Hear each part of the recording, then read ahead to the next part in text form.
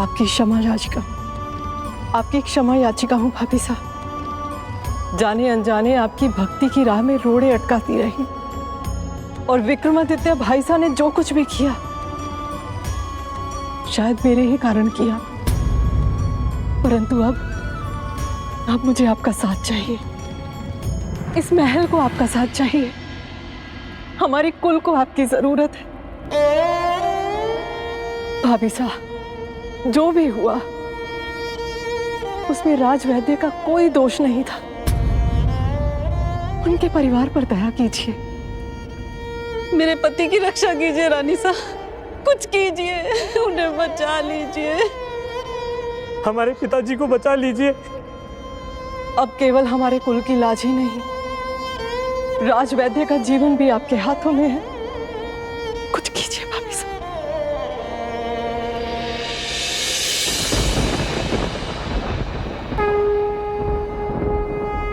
मुझे तो केवल भक्ति आती है और मैं वही करूंगी। बाकी जो करेंगे मेरे गिरधर गोपाल ही करेंगे।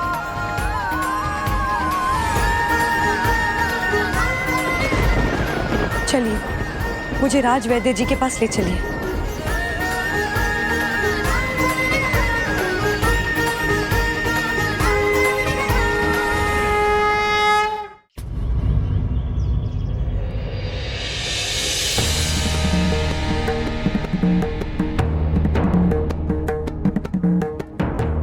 देखिए, अपनी औषधि से सबके प्राणों की रक्षा करने वाले का क्या हाल हो गया है। दया कीजिए।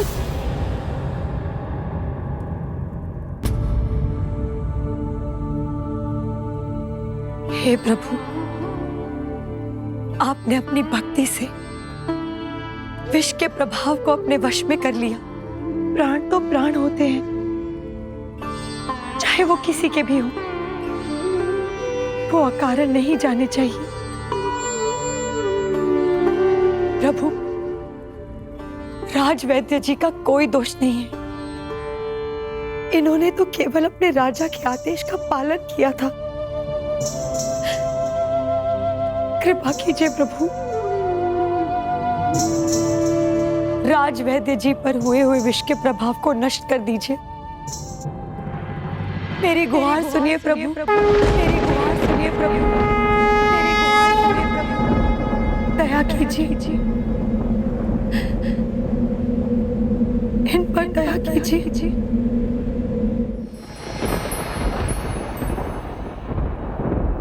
असंभव, ऐसा कैसे हो सकता है? जिसकी मृत्यु हो गई हो उसके प्राण कैसे लौट सकते हैं? इन दोनों ने मिलकर मेरे साथ छल किया है।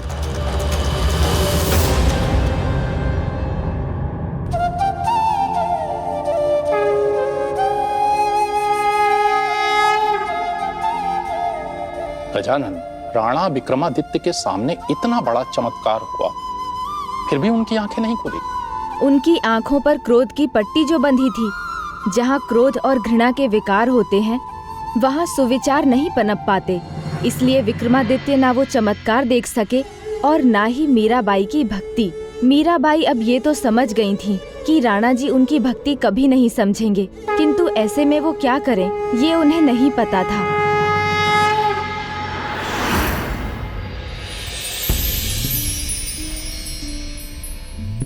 भाभी साहब, अब से साधु संतों की किसी भी टोली का महल के भीतर आना मना है, फिर चाहे वो अयोध्या या काशी से ही क्यों ना हो। विक्रमादित्य भाई साहब का यही आदेश है। तो क्या अब मुझे यहाँ साधु संतों की सेवा का अवसर नहीं मिलेगा?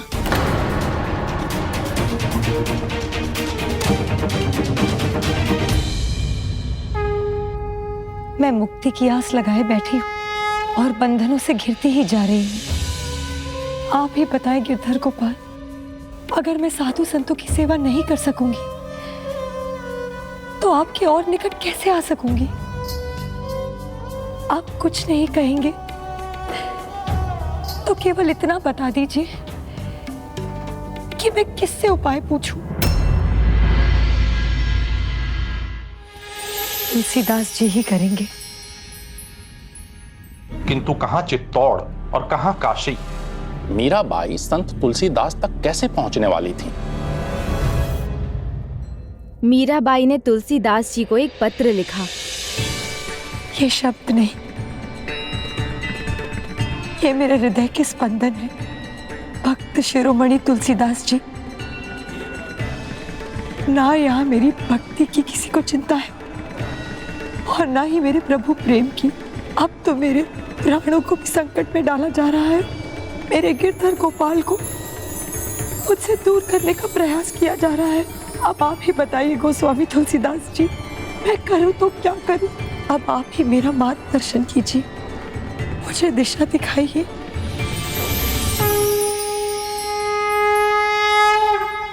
और जैसे ही वो पत्र गोस्वामी तुलसीदास जी के पास पहुंचा, तो क्या किया उन्होंने गजानन? उस पत्र का उत्तर दिया?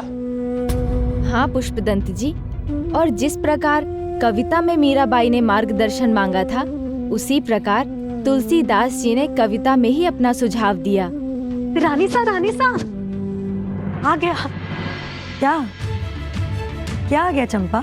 संत तुलसीदास जी का उत्तर।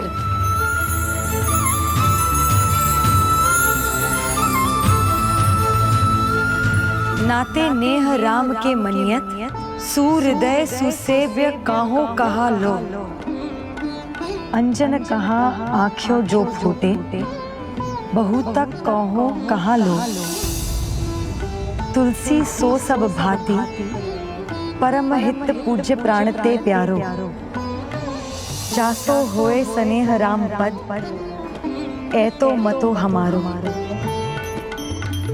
वो क्या कह रहे हैं रानी सा? मैं कुछ समझी नहीं। जहाँ आपके ईश्वर का आदर ना हो, आपकी प्रभु भक्ति और प्रेम पर संदेह किया जाए, ऐसे स्थान और लोगों को त्याग देना ही उचित होता है, फिर चाहे वो कितने भी सगे संबंधी क्यों ना हो। तो अब क्या करेंगी रानी सा? मीराबाई साहब, कहीं आप चित्तौड़ का त्याग करने का तो नहीं सोच रही हैं ना?